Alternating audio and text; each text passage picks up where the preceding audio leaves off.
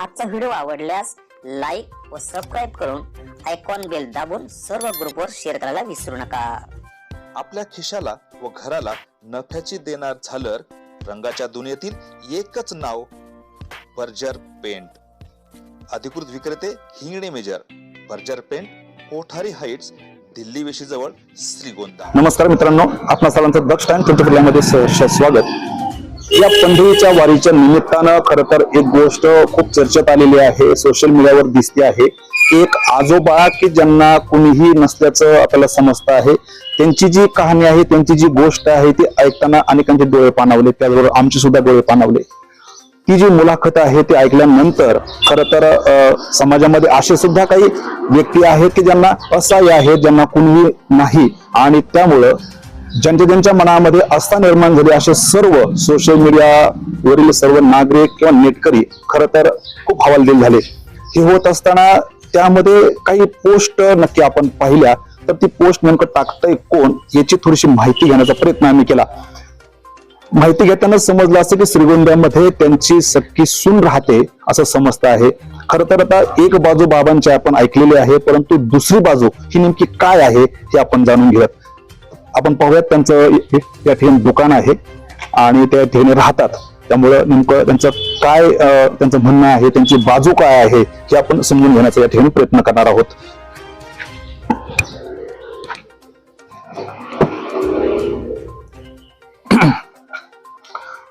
आपण पाहता तिथं छोटस लेडीज शॉपी सारखं त्यांचं जनरल स्टोअर आहे, ज्या माध्यमातून खरं तर त्यांचा उदरनिर्वाह या ठिकाणी चालतो।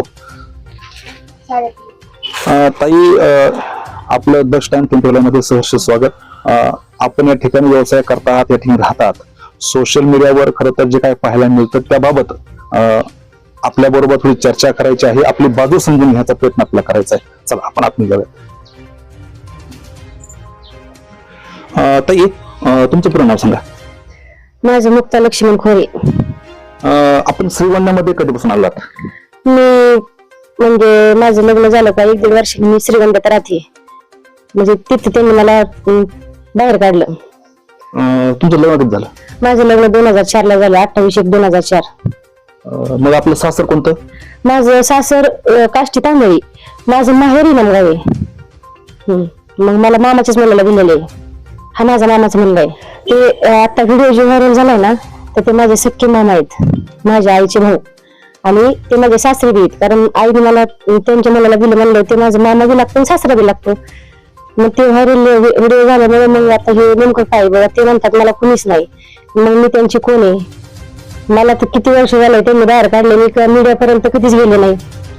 मला आता इथं म्हणजे तरी भरपूर, म्हणजे 30-40 वर्ष म्हणजे भरपूर, मी माझी बहीणच इथं राहते म्हणून मी इथं आलेली, आणि मला माझ्या सासूने स्वतः इथं आणून श्रीगोंद्याला सोडलं की बाई तू आमच्या सोबत राहू नको, तू आमच्या सोबत राहू नको, आम्हाला तुझं आवडतच नाही, म्हणून मग मी श्रीगोंद्यात राहिले। माझा नवरा बी इथंच होता, पण माझ्या नवऱ्यानंतर मग आम्ही तिकडच्या खोल्या भाड्याने दिल्या।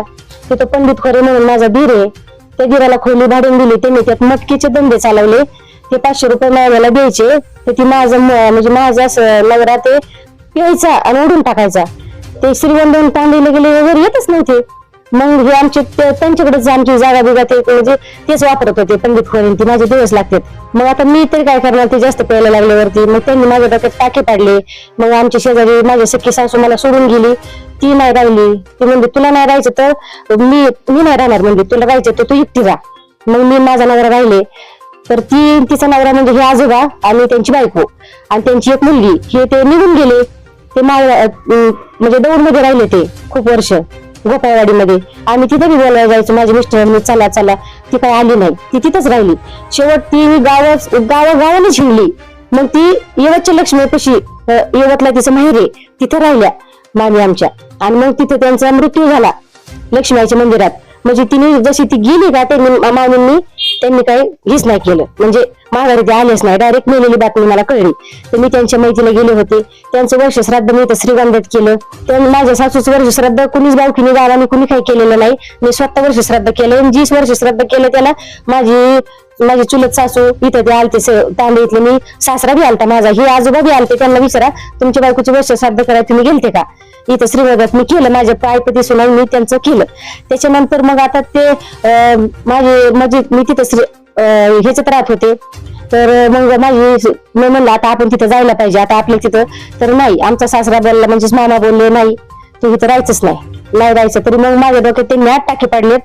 गावातल्या तांदळीच्या गावामध्ये कोथिंबीरी डॉक्टर आहेत, त्या डॉक्टरांना विचारायचं की बाबा ह्या बाईला तुम्ही डोक्यात फोडलं होतं का, लग्न झालं का, 6 महिन्यातच त्यांनी माझं डोकं फोडलं. माझ्या बापाने माझं एवढं मोठं लग्न करून दिलं, सगळं गाव बघत होतं. पण त्याच्यामध्ये 1.5 लाखाचा पसारा होता. पण ज्या बायका आता व्हिडिओ मध्ये दिसते त्याच बायकांनी माझा पसारा घेतलाय, हडप केला. मी स्वतःहून तिथे गेलते, भांडले, तो रिटर्न पसारा घेतला तरी बी अजून भांडे त्यांच्या घरात असते. माझं नाव आहे मुक्ता दिलीप शिंदे, त्यांची कन्या आनंद त्याला दिलेला, ते अजून बी मान्य असेल. मग तुम्ही विचार करा, माझी नवऱ्याची भांडणं झाली का मी माझ्या माहेरी गेले का हे लोकांनी घरातला पसारा वाहून येतात का. माझ्या आईने आणायला गेले पसारा तरी बी म्हणलं जाऊ दे, मी मीडियापर्यंत गेले नाही गेले. मला ह्यांनी खूप छळलं, माझ्या सासूनी बी छळलं, माझ्या नवऱ्याने मला आतापर्यंत छळलं, आणि सासऱ्यानी बी. सासरं तर कधी माझ्या हातचं खाल्लं बी नाही, मला बोलला बी नाही. म्हणला तू बळच माझ्या घरात आली, मी लग्न लावून आले, 2000 लोकात लग्न केलंय, माझ्या बापाने लय मोठं लग्न लावून दिलेलं आहे त्यांना. मग ह्यांनी मला असं वाईट का टाकलं. माझं हे पोरगे, माझ्या ह्या मुलाला त्यांनी 5 रुपयाचा बिस्किटचा पुडा, माझ्या नवऱ्याने 5 रुपयाचा बिस्किटचा पुडा, सासूनी बी आणि सासरीने बी तोंड बी बघितलं नाही, तर बिस्किटचा पुडा लांब. आणि मुलीच्या टायमाला बी कुणीच नाही. मुलांना सटवाई नव्हती, मी माझ्या पदर पैशाने तुमच्यासारखी भेटायला आले, दौंडला मी माझ्या हाताने सटवाई आणली, कुणीच काय आणलं नाही. तांडईत 1 वर्षाची पूर्वी झाल्यावर तांडईत राहायला गेले. मुलगी झाल्यावर तर सासू निघून गेली. चुलत सासूनी माझी चुलत नंदन एक भीतच असते, नवरा नात येत नाही, तिने माझ्या पुरीचे भाव ते सगळे धुतले त्या नंदनी आणि चुलत सासूनी. आणि चुलत सासू माझ्याकडे अजून बी महिन्याला चक्कर मारती, बघ तुझी बाई बरं आहे का, रुपया नाही देत मला आशा बी नाही कुणाची पैशाची. पण माझे चुलत सासू चुलत नंदन माझ्यासोबत चांगले बोलतात, येतात जातात. मी काय त्यांना बोलत नाही, मला त्या घराची काही अपेक्षा नाही, काय नाही, फक्त खोटं बोलू नाही. हाय मला दिलंय त्या घरी, माझं घर आहे, ठीक आहे. जमीन होती, माझं लग्न झाल्याच्या नंतर जमीन ती विकण्यात आली. आणि जमीन ती कोणी विकली? जमीन स्वतः म्हणजे माझ्याच नवऱ्याने विकली आणि हे सासरे म्हणजे माझा नवरा आणि हे सासरे हे दोघांनी विकली. आता ते म्हणतात मेवणी मी खाल्ली, तर मेवणा कोण झाला, माझा बाप झाला. तर मग माझ्या बापाला त्याची जमीन विकायची असेल तर मला तिथे दिली असती का. कोणच्या बापाला वाटतं का वाईट व्हावं मुलीचं, नाही. मग माझ्या बापाने ती जमीन हे आडाणी येतं म्हणून ते माझ्या बापाला म्हणले मामा तुम्ही हुशार आहे, तेवढी जमीन मला विकून द्या, मला पैशाची गरज आहे. मग आता माझ्या बापाने फक्त उभे राहिले असं. मग आता त्याच्यात काय त्यांनी खाल्ली का, आणि ते बी मरून गेले, त्यांचा बी काही विषय नाही. ते असते तर आता एवढं काही झालंच नसतं, पण आता ते बी वैकुंठात गेली, त्याच्यामुळे काही विषय नाही. आणि राहिला प्रश्न माझा, तर आता माझी एक मुलगी आहे, मला हा मुलगा आहे, मला काय कुणाचं आतापर्यंत माझ्या बापाने मला सांभाळलं. आता माझ्या वडिलांचा ऍक्सिडेंट झाला, वडील वारल्याच्या नंतर मला आधार तुटला. माझ्या मुलगीचं आमचं पार्लर इथं, माझ्या मुलगीचं पार्लर आम्ही दोघींनी मिळून आतापर्यंत आणलं. पण आता मुलीचं 3 महिने झालं लग्न झालेलं. आता परिस्थिती माझी थोडी म्हणजे मला पाहिजे तेवढं काही पैसे भेटत नाही. मला बी इथं भाडे द्यावं लागतंय, 5000 रुपये भाडे. तरी बी मी काही सांगत नाही, माझ्या पद्धतीने मी माझं चालू मी करते. मला मीडियाला नाही सांगायचं की बाबा हे बायला इतकं भाडे असं तसं काही विषय नाही. पण माझं पोरग आता ह्याच्यासाठी तर काहीतरी करावंच लागेल ना मला. आता ह्याच्यामध्ये आणखी एक असं कानावर आलं की बाबांना कोणीही नातेवाईक नाहीत, काय सांगाल? मुलांना ती बाबांना ना, बाबांना नातेवाईक त्यांच्या बहिणीची मुलगी मी म्हणजे मी सुनली आहे, हा माझा मुलगा म्हणजे नातू बी आहे, मला एक मुलगी आहे, मुलगी बी आहे, त्यांना एक मुलगी आहे, त्यांना 2 मुलं 2 मुली होत्या, त्यातली एक मुलगी जळून मेली. मला माहित नाही, तिला नवऱ्याला दिलती, ती जळालेली ऐकलं बरं का. 2011ला तिचं लग्न झालं. आणि नंतर मग माझी एक मुलगा तर ते जळालेल्या अवस्थेत पाहिल्यामुळं हे माझा दीर आहे, हे माझ्या दीर बी ह्यांनी त्याच्या डोक्यात थोडासा हे झालं आणि तो फाशी घेतली त्यांनी आमच्याच घरात. त्यांनी फाशी घेतली त्यावेळेस माझी डिलिव्हरी झाली. हा मला 2 महिन्याचा होता माझा मुलगा, म्हणून मी काही तिथं आले नाही, असं झालं. आणि मग राहिला प्रश्न तिसरा, तर मग आता माझी एक नणंद आहे, तर तिचे बी मिस्टर वारलेत, आशा राजेंद्र शितोळे, त्यांना रावणगाव खडकीला दिलेलं आहे. ती बी बिचारी चांगली आहे, तिने बी बापाला आता शेवटी जन्म दिलेला बाप असतो. माझा बाप सवय कुटुंबात गेला म्हणजे सगळ्यांचे नाही गेले. ती बी बापाला म्हणती किराणा ही भरून देत असते, या राहा माझी इथं. पण ते पहिल्यापासून आमचे सासरे कुठंच राहत नाही. माझी सासू होती तरी बी माझ्या सासऱ्याने तिची हातची कधीच भाकर खाल्ली नाही. मी स्वतः होते तर माझ्या हातची कधी खाणार.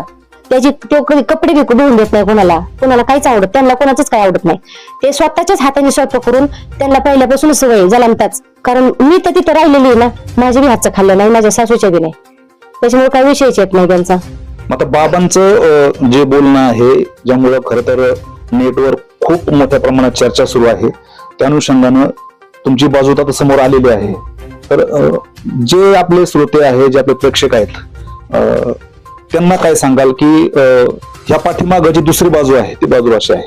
आता पाठीमागं जी दुसरी बाजू होते ती सगळ्यांनी पाहिलं पाहिजे की ठीक आहे, ते आजोबा सांगते ठीक आहे, त्यांचं वय झालेलं आहे. आता ते माझे सासरे आहेत मामा, त्यांचं वय झालेलं आहे. आता वयानुसार त्यांना थोडं काय आठवत बी नसेल, पण तरी मला असं वाटतं की हे मग मी त्यांची कोण आहे. आणि राहिला प्रश्न, मला त्यांनी कधी दारात येऊन बी दिलं नाही सासऱ्यांनी, माझ्या नवऱ्याने येऊन दिलं नाही. आणि राहिला प्रश्न गावकऱ्यांचा, तर सगळी गाव अख्खी काष्टी तांदळी, म्हणजे काष्टी सगळी गाव बघत होतं तांदळी. मला ज्यावेळेस माझे मिस्टर मारित होते, घरातला पसारा एक एक काढून तोडीत होते, त्यावेळेस माझ्या शेजारचे जेवढे होते तेवढे बी तिथं होते, पण एकाने बी त्यांना सोडवले नाही. माझ्या नवऱ्याने मला दार बंद करून मारलं, तर माझे सासरे आरडले गावातल्या पाटलाला बोलून आणलं, तेव्हा त्यांनी दार उघडलं. मला त्यांनी रात्रीच्या 2-2 वाजता मी माझ्या बापाच्या घरी जात होते, आखी तांदळी सांगाल. मग मला एवढं म्हणायचं की त्यावेळेस लोक गावातली कुठं गेलती की बाबा तू ह्या बाईला का मारतो, तुला लग्न करून आणली, मग तू तिला सांभाळ, नाही सांभाळची तर सोडून दे. कुत्र्यावानी मारली मला. त्यावेळेस का नाही लोक सोडवायला आले, गावकी कुणी सोडवायला आली, ते मग नाही सोडवायला आली तर मग आता का मीडियावाल्यांना सांगितलं नाही की बाबा तिला नवरा बी होता, तिला सासू बी आहे पण वारली, नणंद सख्खी आहे, चुलत बी आहे, मोठा वाड आहे त्यांचा, फक्त ही म्हातारा फॉल्ट आहे, ही म्हातारा कुणाला. आणि राहिला प्रश्न लाईटचा, माझ्या सख्या चुलत तिथे शेजारी माझी सासू म्हणजेच माझ्या सासऱ्यांची भाऊजाई, त्यांनी 1 वर्षभर लाईट दिली घरामध्ये, किती 1 वर्ष. पण आता तुम्ही काय ना, मला जर काय वस्तू दिली तर मी तुमच्यासोबत चांगलीच बोललं पाहिजे ना. तर ते आजोबा त्या माझ्या चुलत सासूला शिवाय द्यायचे. मग माझ्या चुलत सासूने लाईट काढून घेतली, मग आता त्याला दिवत राहतोय. म्हणजे ह्यांनी सुद्धा नीट राहिलं पाहिजे ना. तिथं कोणचा माणूस तिथं दारात येत नाही, कुणीच दारात येऊन देत नाही. माझा सासरा तिथं कुणालाच दारात कुत्रा बसून देत नाही. ती माणसाचं लय लांब राहिलं. असं का मामा आहे माझा, मला काही त्याच्याबद्दल प्रेम नाही का, लोकांना मामा भेटत नाही, तो मामा माझा आहे. मला त्याला वाटतं की बाबा मी त्याचे कपडे धुवा, त्याने माझ्या पिशी राहावा. किती खाणार आहे ते, एक सकाळी एक संध्याकाळी चपाती खाणार आहे, पण ते नाही, त्यांना माझं तोंडच बघायचं नाही. बरं नाही तोंड बघायचं, बघू नका, पण ह्यांचं काय माझं काय. तर माझ्या मुलीच्या लग्नाला मी दोघींनी मिळून आम्ही लोकांचं काम करून पार्लरचं शिकवलं. मी तिला तिची FY केली, लोकांकडून पैसे घेऊन माझ्या वडिलांनी मला मदत केली, तेव्हा मी तिला मोठी केली. आता ती मोठी झाली का तिने आम्ही दोघांनी मिळून ह्याला सांभाळलं माझ्या पोराला. आता हिचं 2 महिने झालं लग्न झालं, तर आता मला थोडी पैशाची कमी पडली. पण आता तरी बी मी काय हटत नाही, मी पिको फॉल ब्लाऊज माझं चालू आहे, मी काय कुणाचं जीवन नाही, मला कसे बी पैसे मिळतात, मी काम स्वतः कष्ट करते, त्याच्यामुळे काही विषय नाही. हाय तोपर्यंत तर मला ह्याला करावंच लागणार आहे. पण मला काय झालं, जमीन येतात, त्याची जमीन खाल्ली म्हणजेच माझी खाल्ली, त्याची जमीन 20 एकर गेली म्हणजेच माझी गेली. मला बी मी आता ओढीचे ना, आणा ते मी बी, मला बी कुणीच नाही, कुणाचाच आधार नाही. एकूण असलेलं क्षेत्र सगळं विकलं.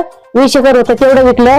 आणि जी काय आता 11 गुंठे काय ते 13 गुंठे निघते ना, तर ती निघल. कारण ते बी देते, त्याचा बी काय विषय नाही. कारण ते माझंच ते बी चुलत सासरा आहे, ते बी आपल्याला कधी म्हणलं नाही की तुम्हाला आम्ही देणार नाही. पण ही आमची माणसं एकत्र नसल्यामुळे ती 13 गुंठ जागा तशीच राहिली. ती आपल्याला ती कधी बी देऊ शकते, त्याचा काही विषय नाही. माझा तो बी मामा आहे, ह्यो बी मामा आहे, दोघं बी मामा आहेत. मला ते खोटं बोलायला आवडत नाही. आपण गेलो तरी ते देणार आहेत. पण जी बाकीची काही जमीन विकलेली तर त्याच्याबद्दल मला काही माहित नाही. कारण त्याची खरेदी घेतलेली आहे, त्याचे यांनी पैसे घेतलेत, त्यांच्या मुलांनी म्हणजेच माझ्या मिस्टरांनी. आपण ते पैसे खाल्लेत, त्यावेळेस ती खरेदी झालेली आहे. त्यावेळेस त्या व्यवहारात माझे वडील बी होते, मी म्हणत नाही, माझं लग्न बी झालेलं नव्हतं. पण मला कळायचं हे माझे सासरे घरी यायचे, माझे मिस्टर त्यावेळेस घरी यायचे लग्नाच्या आधी. माझ्याच मामाचा मुलगा आहे, ते आमच्या घरी रोज असायचे. तर त्याच्यामुळे ती जमीन त्यांनी विकली. मग आता माझे वडील खूप हुशार होते म्हणून त्यांना वाटलं बा, पण गावकऱ्यांना वाटतं की तिच्या बापाने खाल्ली. आता माझा बाप जमीन का खाईन, त्याला गावकऱ्यांनी 5-6 एकर जमीन आहे त्याला, तो कशाला खाईन. गावकऱ्यांनी त्याला 1.5 एकर दिली, गावातल्या लोकांनी म्हणायला झालं की त्यांनी खाल्लं. मग त्यांनी खाल्लं असतं तर त्यांनी ही एवढी मोठी पोरगी त्याच्या हातात दिली असती का. लग्नाच्या आधी हा कुटाणा झालेला आहे. हा मग लग्न झालं, माझा नवरा म्हणला तुझा सूट घेतो, मी काय हा सूट घेतला. आता मी किती वर्ष झालं मी आता जात नाही कुठंच, म्हणजे माझं काम आणि मी कोणाच्याच संपर्कात नाही जात. मी सासरा नीट बोलत नाही, घरी कोणी माणसं राहिलेली नाही, काही विषय नाही. त्या पोराच्या हातात कधी 10 रुपये सुद्धा त्यांनी दिले नाही, त्या सासऱ्यांनी कोणालाच देत नाही पैसे. तुमचे जे ननंद आहेत ते तुमच्याकडे येतात? हा, माझी सख्खी नणंद आहे, त्या बी येतात माझ्याकडे. म्हणजे आता कामानिमित्ताने फोन बिन येतच राहतात त्या. माझी ती बी नणंद माझ्याकडे येते कवा तरी, पण चुलत नणंद माझ्याकडे सारखी येते. का आता चुलत नंदाला थोडस माझ्याबद्दल वाटतं. ज्या वेळेस माझं लग्न झालं त्यावेळेस माझ्या ह्या नंदाचं लग्न झालं आणि तिला एक मुलगी होती, 6-7 वर्षाची मुलगी होती.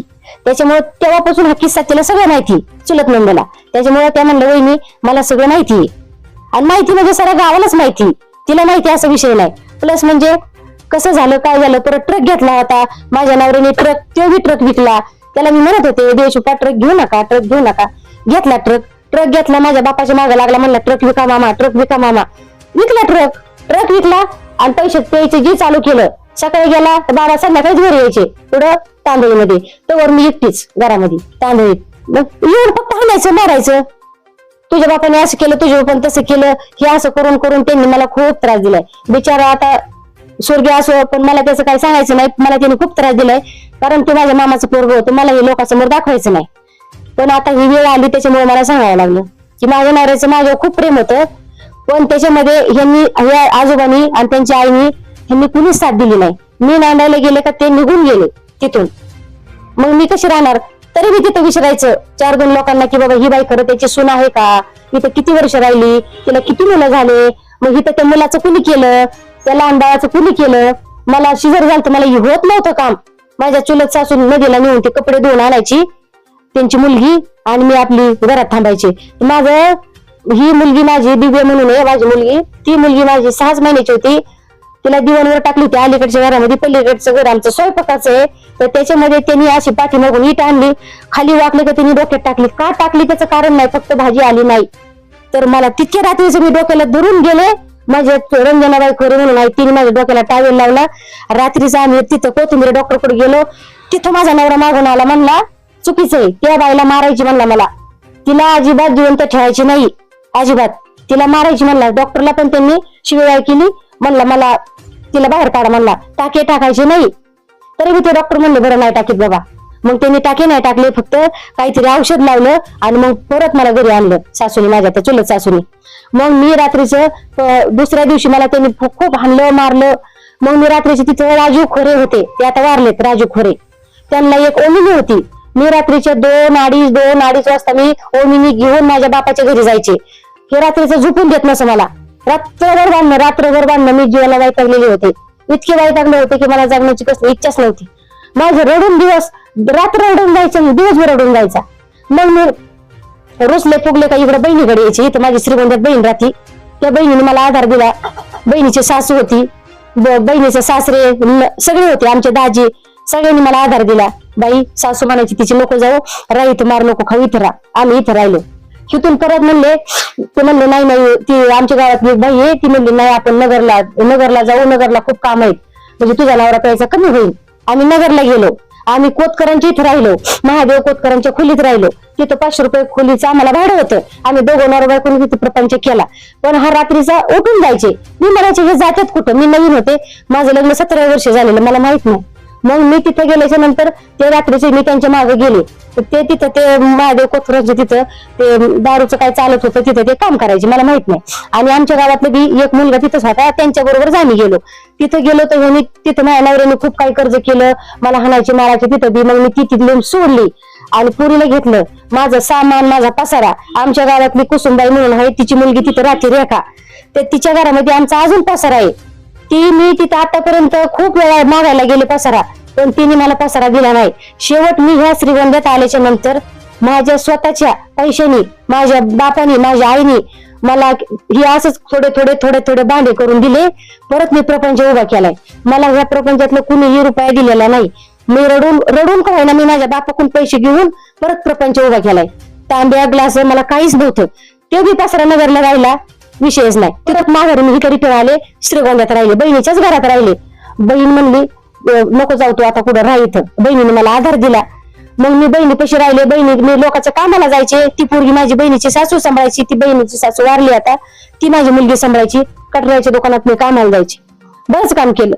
नंतर मग इथं मेणबत्त्याच्या निघल्या. मग मी माझ्या गळ्यातलं म्हणून मेणबत्तीत पैसे भरले. मेणबत्तीत बी तिथं बी त्या बाबांनी फसवलं. ती झालं. त्याच्यानंतर मग काय करावं, मग कपडे भांडे केले. मग धुणं भांडे इथं मी केले थोडे दिवस. धुणं भांडे केल्याच्या नंतर मग हा मुलगा झाला मला, हा पोटात राहिला. मग आम्ही काय केलं नाही का, मग थोडं रेस्ट घेतली. मग मग तिथून ह्या मुलगा झाल्याच्या नंतर आमचं चांगलं झालं. त्याच्या पायी लक्ष्मी आहे. मग माझ्या वडिलांनी याची डिलिव्हरी केली. साठेबाईची इथं 50,000 रुपये गेले डिलिव्हरीला. ती बी माझ्या वडिलांनी दारातली बैल विकून माझी डिलिव्हरी केली. मला भेटायला सुद्धा कुणी आलं नाही. मी माझं सगळं केलं. आम्ही खूप गावं हिंडलो माझा नवरा मी सुधारण्यासाठी. मी तुम्हाला सांगते, इथून नगरला नेलं त्याला, नाही राहिले ते नगरला. नगरवरून मी परत श्रीगोंद्यात आले. ते श्रीगोंद्यात मी सगळ्या गावात पिऊन फिरायचे, लोकांच्या घरात दगडी मारायचे. ज्या घरात आम्ही राहतो त्या घरात राहून देत नव्हते. मला त्यांनी खूप वैताग दिलेला आहे. दुसरी गोष्ट, तिथून मग माझी इथं बहीण राहत होती. बहीण मला म्हणली, आपण माझा दीर गोव्याला, आमचं देवा ही हॉस्पिटल आहे, ते पॅटर्न ते नव्हते का त्यावेळेस, तर म्हणले आपण तिथे जाऊ. ह्याला सांगूच नको तू कुठे गेली म्हणून. मग मी तिकडे गोव्याला गेले. तिकडे गेले तर माझा नवरा मला तिकडे न्यायला आला. माझ्याच मेवण्याला म्हणला, तू इकडे कसं काय आणली तिला, तुझं त्याचं काय आहे? ते म्हणलं, तुम्ही बायकोला किती मारता म्हणून आम्ही तिला आणली बा इकडं. मग तुम्ही मारू नका ना, भांडणं करू नका. नाही म्हणला, मी तिला घेऊन जाणार आहे. दाजी म्हणले, जा बाबाशी तुझा नवरा आहे जा. आम्हाला दाजीने तिथून बसून दिलं, पैसे दिले. आम्ही डायरेक्ट त्यांनी काष्टीचे ते काहीतरी त्यांचं नाव आहे मला नाही माहिती, ते आहे ते कोणतरी ते ह्याला राहतात, कुठं पुण्याला राहतात, तातोड्यामध्ये. मग ह्यांनी फोन केला तर ते म्हणले की तातोड्यामध्ये पुण्यामध्ये, मग नाही का चला आपण तिथं जाऊ, तिथं काम करू. बरं, डांगे चौकात. मग डांगे चौकात तिथं फातोडे म्हणून आहे, तर मग तिथं आम्ही तिथं राहायला गेलो आम्ही 2 जण. मग मी दुसऱ्या दिवशी आमच्या वडिलांना फोन केला की बाबा मी आले. तर मला म्हणलं, कुठे गेलते तू? म्हणलं, कुठं नाही गेलते. रागाने म्हणलं, दाजींच्या सोबत तिथं आमची बहीण होती त्याच्याबरोबर गेलते. तर वडील म्हणले की नाही, आता तू कुठं थांबते? थांब तिथेच पुण्यामध्ये. म्हणलं, हो मी पुण्यातच थांबणार आहे.